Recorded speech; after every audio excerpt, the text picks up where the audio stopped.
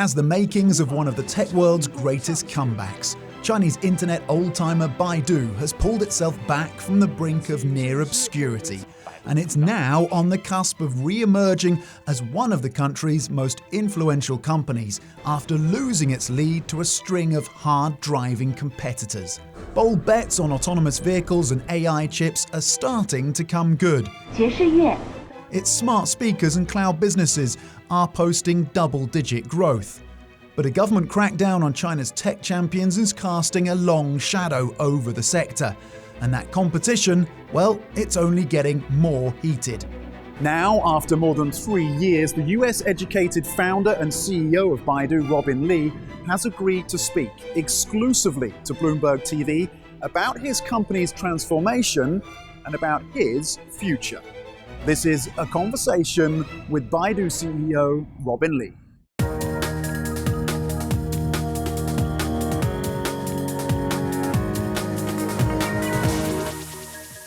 You're looking at almost record highs now for Baidu's share price. Do you see that as a validation from investors for this strategy change, this focus on AI, on autonomous vehicles, on semiconductors?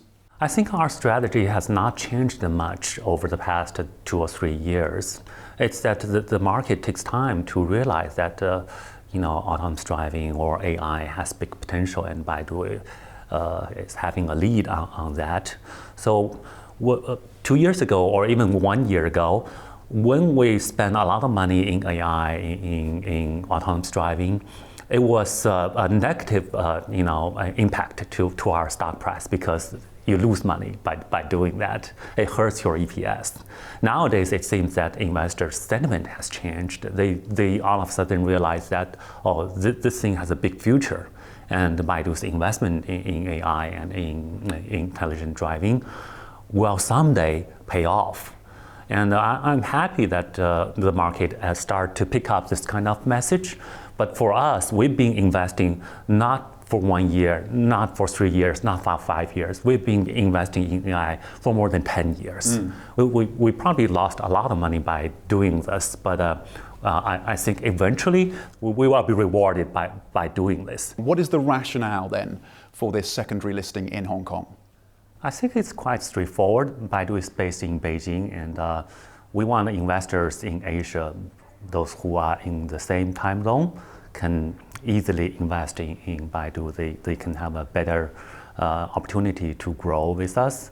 And there were US-China tensions for the past few years. I think investors also have this kind of concerns. Although we're not that concerned about delisting, but I think having another exchange for Baidu stock is overall good for the investors and also good for people around the China area to really share our growth. And you're really talking about going out on a limb as the business 8 years ago, 10 years ago, to invest in these areas when many others weren't. How much of an advantage then do you think that gives Baidu going forward? That gives us a lot of advantage because this kind of technical problems are very hard. It takes time and it takes a lot of money to really get that done. Or I would even say today, we're not done yet. We're far from done. We will continue to invest for the next 10, 20 years, and our pace of investment will not slow down. We will continue to add more to our R&D budget so that we will maintain this kind of lead. AI is a very broad market, and it can be applied to many industries. And there are lots of innovation that can be done when you get into those specific industries. I'm very confident, and also I'm very determined. What are the growth prospects for the broader business looking like heading into the rest of the year? This year, we have an easy comp. Last year, because of COVID, our business was affected. So this year, the core business will have a pretty good growth rate. But more importantly, the new business, the new AI-enabled business, be it AI cloud or intelligent driving, It's been growing very fast. Well, you're right. So double-digit growth is what we've seen in terms of your AI-powered smart devices and the cloud unit of the business. Does that growth continue to accelerate? Yes, especially for AI cloud. We separately disclosed the cloud revenue. Each quarter, you can see that it's growing very quickly, and the growth rate for Q4 was higher than Q3, and the growth rate for Q3 was higher than Q2. So it's quite obvious. I believe advertising revenue accounts for about 70% of overall revenues. Non-advertising revenue is clearly increasing, as we just touched on. Yeah. At what point do you see non-advertising revenue overtaking advertising revenue? And if so, what time frame? Yeah, it will happen. I cannot see accurately which year, but I think the trend is quite clear. This is not, Baidu is not alone. If you look at other, large internet companies, most of them, for most of them, advertising is it's a minority of their revenue. What kind of acquisitions might you be looking at this stage? We think technology is at the core competence of Baidu. We would look for technologies that could complement with our own strategy and technology portfolio. But in the meantime, if we are short of, let's say, operating experiences or talents, those are all possibilities. And would you be looking domestically for those acquisitions primarily, or overseas as well? I would say primarily domestic. We were more optimistic about international before, but because of the trade tension, it's increasingly difficult for us to invest in the US. You studied in the US, of course. You've built an incredibly successful business here in China. Where do you think the US-China relationship is going ultimately? My preference is certainly that both countries can work together, and I think by working together, a lot of things can be done faster, and the world will be better off. Like you mentioned, I spent quite a few years in the U.S. I know the U.S. Well, and I love my country. I love China. I think for Baidu's success, we obviously are rooted here in China.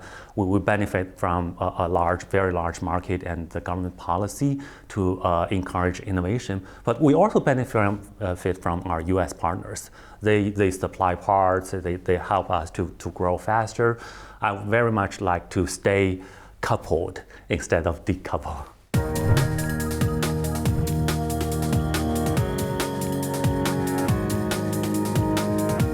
Coming up, why Robin Li says his autonomous cars could soon be taking on Tesla.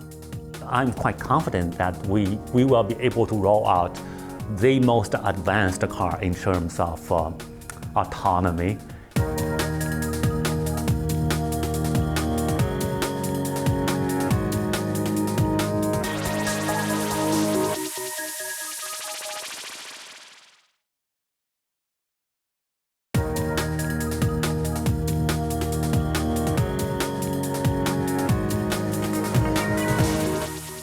You have a partnership with Geely, one of China's biggest car makers, for autonomous electric vehicles. What is the aspiration with that partnership? We realized that we have never built cars before, and we need help. And Geely is a natural fit because they are one of the leading car makers here in China. They have a lot of experience, and they ship millions of cars every year, and they have good capability of managing the supply chain to ensure the quality and cost, all that kind of things that we're not good at. When I talked to Li Shufu, the founder of Geely, we are very much on the same page. He wanted Baidu to control this car maker company, and we want to get the expertise from their car making experience. What's the production time frame? How many units are you targeting? A car, it really typically would take about 3 years to get a car onto the market. We will try to get it on the market sooner rather than later. It's probably too early to announce a number of units at this time because it's still early. But I'm quite confident that we will be able to roll out the most advanced car in terms of autonomy. But before 2024, it sounds like. That's right. That's okay. Right. And you talked about the competition, Tesla, of course, but also Xiaopeng, NIO. We're also seeing the likes of Foxconn, Huawei, Evergrande, all kind of moving into this space. Very competitive. Yeah. Is there a risk of this being oversaturated, this market? There are, but again, I think this is a very large market. There will be many players instead of just Baidu. But what I think most people don't realize that it requires a lot of investment in R&D, in technology. And we started back in 2013. In the future, I think everybody believes that autonomous feature is the most important feature for an electric vehicle, right? And just autonomy itself requires a lot of investment in technology. Last year, we spent about 20 billion RMB in R&D. This is more than any other EV company has spent, and probably more than all of them combined, the companies you mentioned. We are determined to spend a lot of money for the next 10, 20 years to make sure we have the best and strongest autonomous platform. Sounds like Robin Li versus Elon Musk. Do you think you'll be able to take on Tesla? I think we are quite different. We are an open platform. We want everybody to be successful. We don't just want to build our own cars. So in addition to the venture Jidu, we also supply technology to other OEMs. We want them to use our autonomous driving capability too. We will probably also run a fleet. We will run robotaxi. We want the consumers to enjoy true self-driving cars sooner rather than later. We want to save their ride-hailing cost. There are lots of things we can do, and we will partner with people to do that. So this is very different from Tesla. Okay. I want to get more on the AI chips focus, because that's really interesting. You've raised about $230 million to develop the chips unit of the business. What are you hoping to achieve ultimately? Well, it actually started quite a long time ago, probably 10 years ago, when we were running a very large server farm, and we need to customize some of the servers so that it will run faster or cost us less. And we found that by designing our own AI accelerator would do that job. So we started this kind of chip design quite a long time ago with a very simple reason. We want to save money for our servers. So starting from last year, we had our first Kunlun chip on the market. It's not really on the market because over 50% of the chips was used by our own server farm. But it served the purpose, right? We didn't have to pay a very hefty price for third-party, high-end AI chips. We could use our own. It saves money and runs faster. It fits our needs better. But then all of a sudden, I realized this is not just for Baidu. It's actually a lot of industry, a lot of other companies also want this kind of high-end AI chips. And we're seeing that chip shortage play out globally right now. So it seems like a good move. The Kunlun chip is a 7 nanomillimeter chip. You've said you're going to start mass production this year. Has that started? And where do you see most of the demand coming from?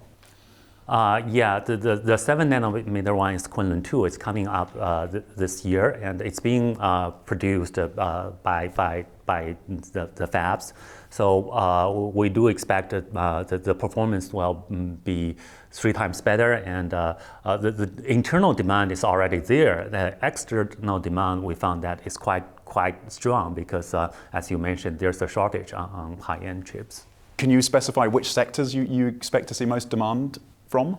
It crosses many industries because AI can help in a lot of scenarios, in a lot of cases, and wherever you need high-end chips, be it a data center or edge computing for smart transportation, for energy sector, for education, or for finance, they all need this kind of high-end chips to do complicated AI. Have there been any discussions internally about spinning that unit off at some point? Depending on how you define spinning off, we already raised outside money, so that operation will be run more independently than before. But Baidu is still the controlling shareholder. We will still support them wholeheartedly. And this focus on AI and on chips dovetails with government policy, the 5-year plan. How much of that is by accident, by coincidence, by design? How helpful is it? Well, on the surface, I think it's more like by accident. As I mentioned, we started this like 10 years ago, purely out of our own needs. We just want to save money. But along the way, we gradually realized, this is much more important than just internal use. The whole country, a lot of companies also need this kind of high-end advanced chips. As AI is being adopted by many industries, as people continue to realize that higher computing power can generate better AI results, the market demand skyrocketed. So we feel lucky from this perspective, but it's also kind of more like designed because we are a technology company. Our mission is to make the complicated world simpler through technology. This is one of the most important technology in the AI era. If not us, who else can do a better job? Coming up, China's regulators crack down. Alibaba's been hit, Tencent is in the spotlight. Could Baidu be next?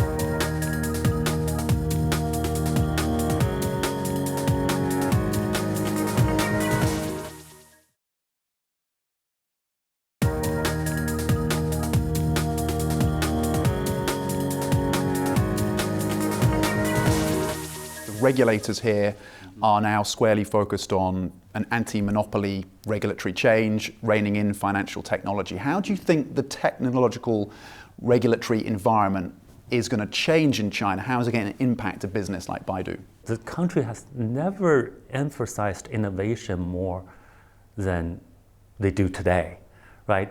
Innovation is at the center of China's modernization, according to the official documents. And I think companies like us, we invest more than 15% of our total revenue every year to do R&D. I think the government like that. And in the meanwhile, I think antitrust is also good for innovation. You just cannot imagine, the number one and number two guy all of a sudden merge and gaining more than 90% of market share in the US. But that happened quite a few times in China before. That's not good for innovation. So I think that the antitrust push is kind of justified. Baidu has been fined recently for what the regulators say are monopolistic practices, for not flagging deals to the regulators. Is there a risk that you're going to have to unwind some of your deals?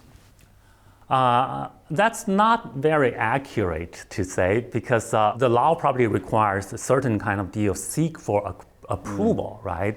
For that particular deal, we did not seek for approval in time, and it doesn't mean that we had monopoly practices.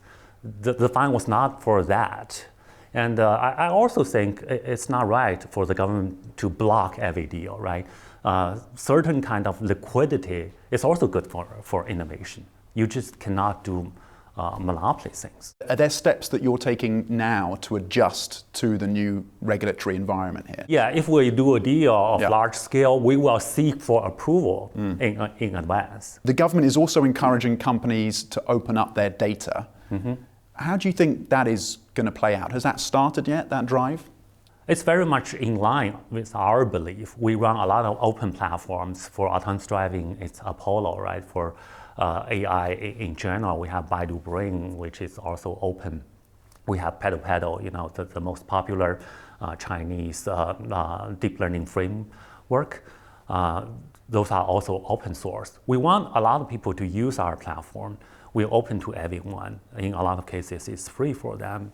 It's not only good for the society, it's also good for us. We get a lot of feedbacks. A lot of the focus has been on Alibaba and Ant and Tencent. Do you feel like Baidu is better off in some ways, that you're slightly sheltered from this? Well, I can't speak for them, but like I mentioned, we like openness. We want to share data with other partners, and we think that's good for our technology too. Another big topic here that involves technology, a lot of debate online about this, is the 996, almost more than 70-hour work week that many technology companies and their employees go through and is the reality for many people. Do you think that push, that drive, the amount of hours that people have to put into their work in tech companies here, do you think that has to change? Do you think that needs to be rethought, 996? It depends. If the employees are voluntary, I think that's okay, especially for those young people. If they want to become more successful, they need to work harder than their peers, right? This is just natural. But if from a company perspective, if you demand them to do 996, I think that's wrong. I think employees have the right to work and to rest and to enjoy life. It's their choice. And at Baidu, we have this kind of philosophy, right? It's really up to you. If you want to work harder, we welcome that. If you want to enjoy life, that's okay too. I want to switch focus really to you and your future. We've seen some changes at the top of some of the big tech companies here in China in terms of leadership, some big names stepping down, making way for others. Is there a succession plan at Baidu? I always wanted to find someone who can replace me as CEO. But in the meantime, I do enjoy my current work. I like technology. I like to see all the changes happen. I like to see our technology can contribute to the society. So whether I'll be the CEO or not, probably it's not that important. It's just as long as I'm doing things that I like, I will be happy. But having said that, I increasingly spend a lot of time these days to work with the Baidu people so that their capability keep improving, especially in the innovation front. I think I need to train them. I need to inspire them to become more innovative. That's over the past year or so, I spent a lot of time on that. Okay, so you've been looking for a CEO. Who is your number two, though, Robin? I wouldn't rank our executives from number 2 to number 10. They're all very talented, hardworking, and has big potential. I want them all to grow and become better and more successful. But you're in no rush to retire anytime soon, it sounds like. If I have to stay on the CEO position, I will.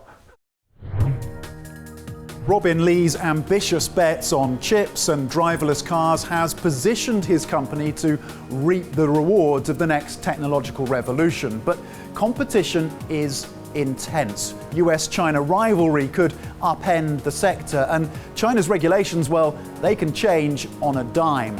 Robin Li will need all the skill and luck he can muster to cement Baidu's position at the top of China's AI table. That was a conversation with Baidu CEO Robin Li on Bloomberg Television. I'm Tom Mackenzie.